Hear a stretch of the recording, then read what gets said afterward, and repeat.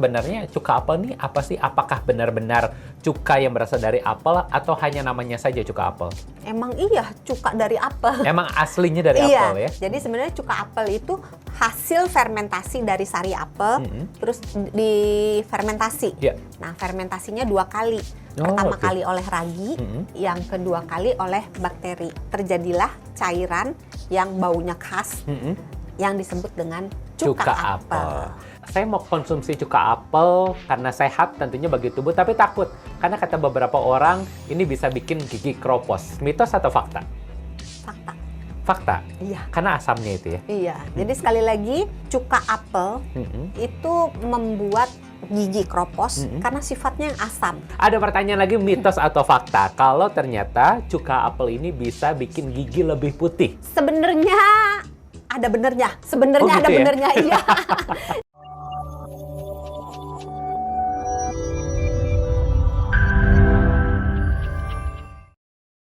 Hai, apa kabarnya? Senang sekali Hans bisa kembali menyapa Anda di Kamu Sehat, membahas seputar topik-topik isu kesehatan terkini. Dan seperti biasa, Hans nggak sendirian, sudah bersama dengan Hans. Pada kesempatan kali ini ada Dr. Santi, selaku Health Management Specialist Corporate HR Kompas Gramedia. Apa kabarnya Dr. Santi? Luar biasa baik. Luar Sahabat biasa Sonora gimana baik nih? ya. Semoga kabarnya juga baik dan sehat Kita doain ya. dulu dong. Semoga semua sahabat Sonora dalam keadaan sehat dan Amin. bahagia selalu. Amin ya. Semoga juga bisa menyimak perbincangan kita kali ini karena cukup menarik nih dok. Apa? Kita mau ngomongin soal cuka apel.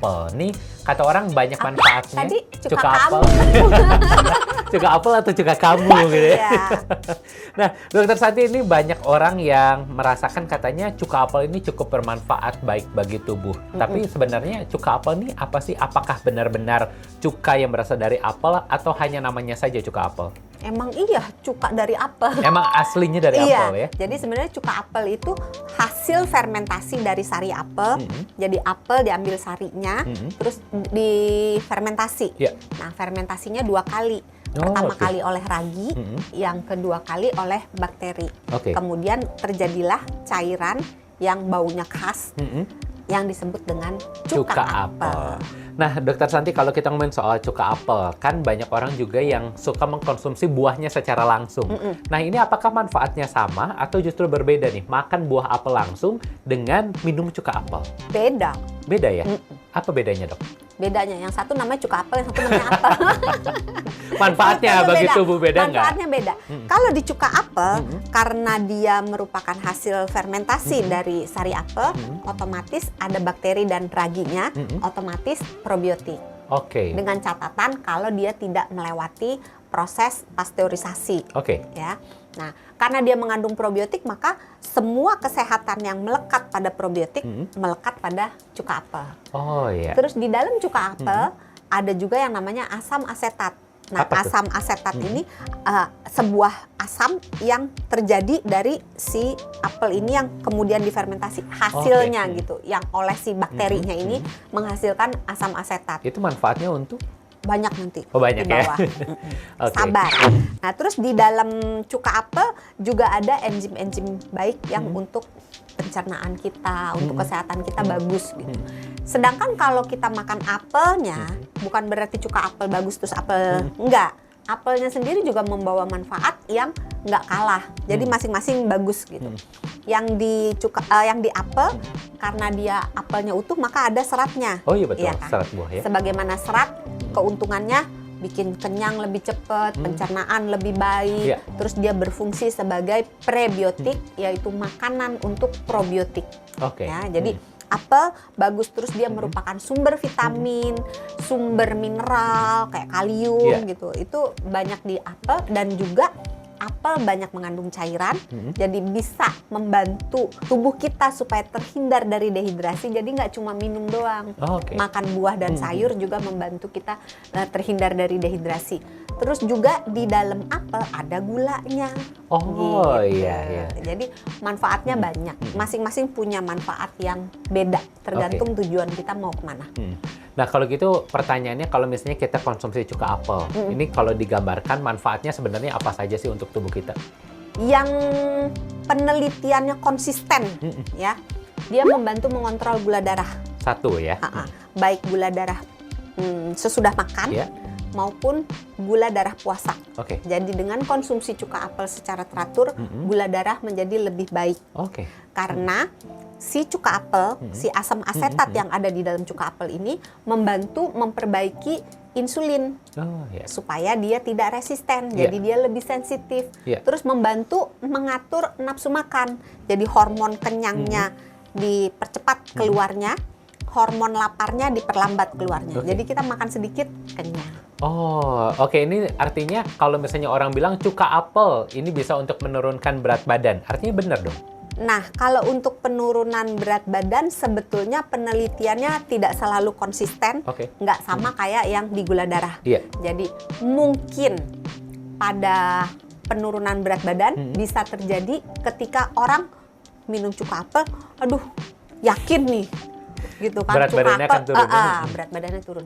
Mungkin juga karena pengaturan hormon kenyang dan hormon lapar, atau mungkin juga karena cuka apel kan nggak bisa diminum langsung begitu, Oh, harus iya. diencerkan dengan air. Oke. Nah, minum air sebenarnya air apapun sih. Air putih gitu ya? Iya, kecuali air gula ya, kecuali air yang berkalori. Minum air yang rendah kalori atau yang tidak berkalori itu membantu membuat kita cepat kenyang. Oh, Karena oke. air sendiri kan mengambil tempat di lambung Iya, kita iya, kan. iya. Walaupun air cepat dikeluarkan dari lambung, tapi dalam waktu seketika dia membantu membuat Lambungnya jadi lebih penuh ya? Jadi kita rasa kenyang lebih cepat mungkin dari situ gitu. Penelitiannya sih sebetulnya nggak konsisten sih. Ada yang bilang sama aja nggak pengaruh, ada yang bilang iya berpengaruh terhadap berat badan. Anggap aja berpengaruh. Jadi memang ini mungkin secara jangka panjang side effect-nya ini Dibutuhkan memang penelitian, ada gitu ya? dibutuhkan penelitian yang lebih lanjut ya? detail lagi, yang lebih lanjut. Nah, tapi dok, beberapa orang ngomong katanya, saya mau konsumsi cuka apel karena sehat tentunya bagi tubuh, tapi takut. Karena kata beberapa orang, ini bisa bikin gigi keropos. Mitos atau fakta? Fakta. Fakta? Iya. Karena asamnya itu ya? Iya, jadi sekali lagi cuka apel itu membuat gigi keropos karena sifatnya yang asam. Oke. Maka buat teman-teman yang mau konsumsi cuka apel, maka cuka apel itu harus dikonsumsi dalam keadaan diencerkan dengan air yang cukup banyak gitu. Jadi jangan cuman dikit aja airnya. Minimal 250 cc. Kalau cuka apelnya antara 5 mili sampai ya 20 sampai 30 cc lah. Gitu. Oke. Jadi semakin banyak cuka apel yang digunakan, semakin sedikit air yang digunakan untuk diencerkan, semakin sering kita minum cuka apel, semakin tinggi resiko untuk giginya keropos. Oke. Dokter Santi Mitos. ada... Belum dong, pertanyaan belum ya. Ada pertanyaan lagi, mitos atau fakta? Kalau ternyata cuka apel ini bisa bikin gigi lebih putih. Sebenarnya ada benernya, sebenarnya Oh, gitu ada ya? benernya, iya. Jadi sedikit lah penelitian yang mengatakan memang dia bisa memutihkan gigi. Tapi penelitian yang lain mematahkan ini. Karena menurut penelitian yang lebih banyak jumlahnya ini, cuka apel itu memutihkan giginya hanya sifatnya sementara. Karena dia kan mengikis lapisan enamel. Oh. Jadi seakan-akan dalam tanda kutip dia putih gitu. Tapi sebenarnya tidak. Dan tidak direkomendasikan menggunakan cuka apel untuk memutihkan gigi. Kalau mau memutihkan gigi, hubungi dokter gigi. Di chat ya.